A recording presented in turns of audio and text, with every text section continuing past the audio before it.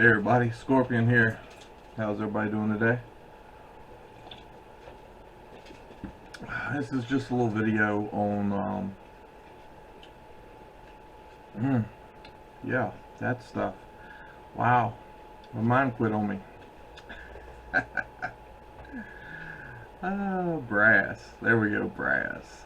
So, where's some of the places you can find brass? Where's some of the places,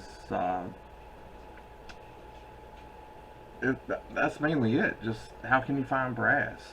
Brass is normally running a lower price than copper, due to the fact that it is made up of copper and some other metals.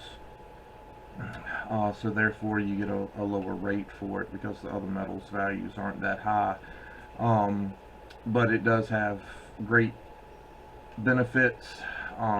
This is one of them, and I never knew until I started scrapping that your plugs are brass.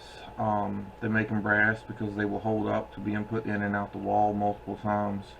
It has a lot of the same properties as copper because it's made up of it. But this is one good source for finding it. You also have your fittings on pipes, like your water faucets and some of your other fittings like that with your plumbing and stuff.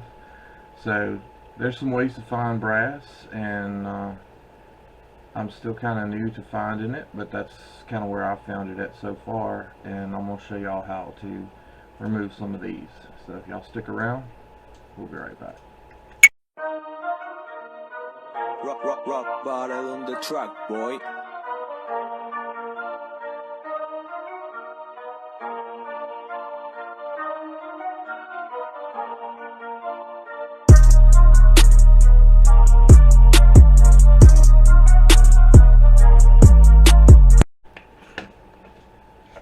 Alright, so essentially it's pretty easy.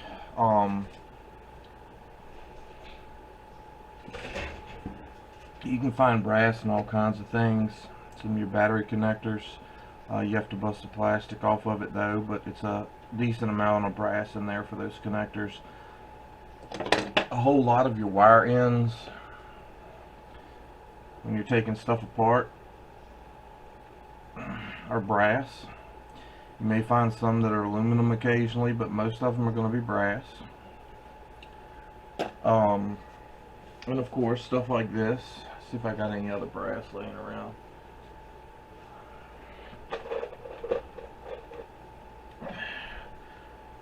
Your plugs that go in the wall, the ones you think about most of the time.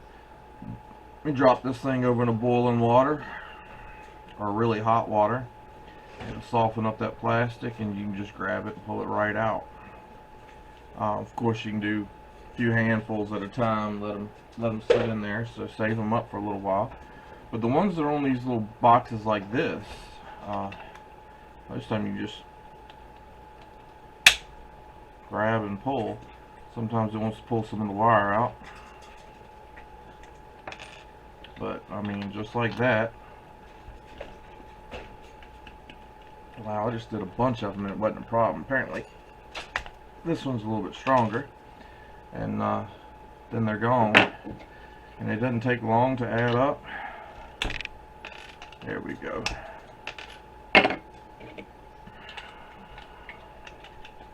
Just pull a few off, just drop them right there. Now for these boxes, these are your cell phone chargers.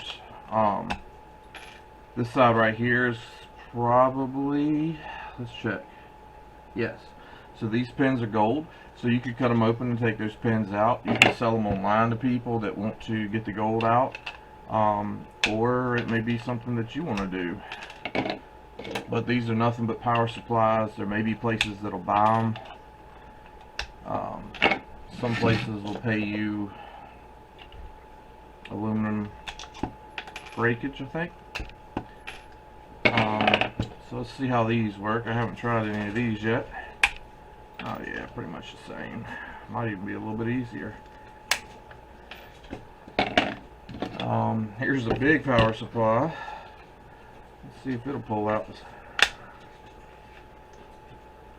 Almost.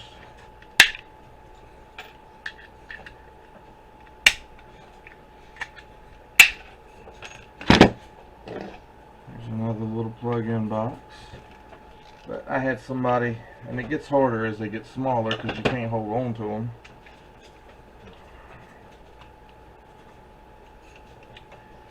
So you may want to take some pliers on the other side.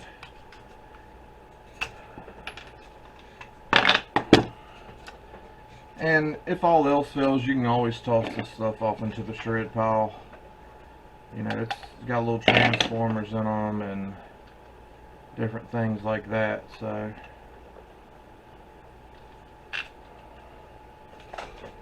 I don't suggest just taking those, but well, there you go. You can see what's inside of this one. Switch to my good ones. Clip this.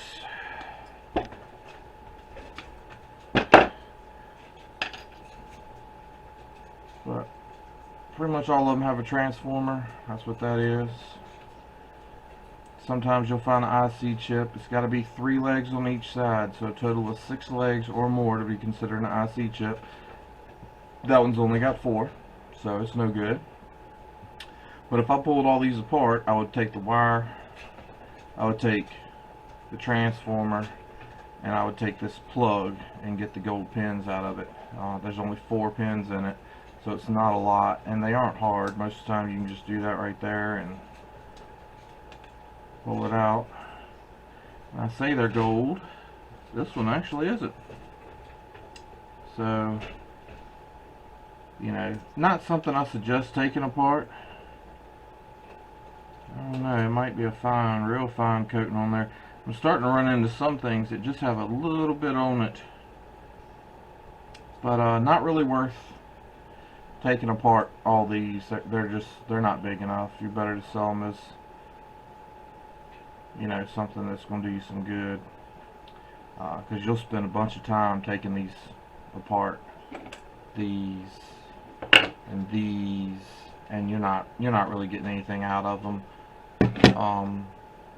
You'll get just as much, sometimes more, selling it for aluminum breakage, or maybe even just tossing it over in the, you know, shred pile, just because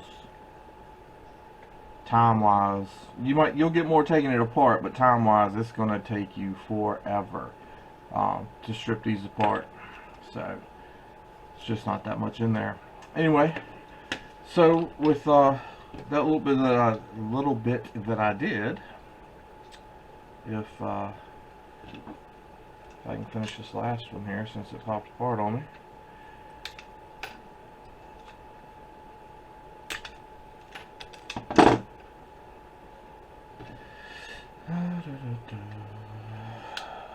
There it goes.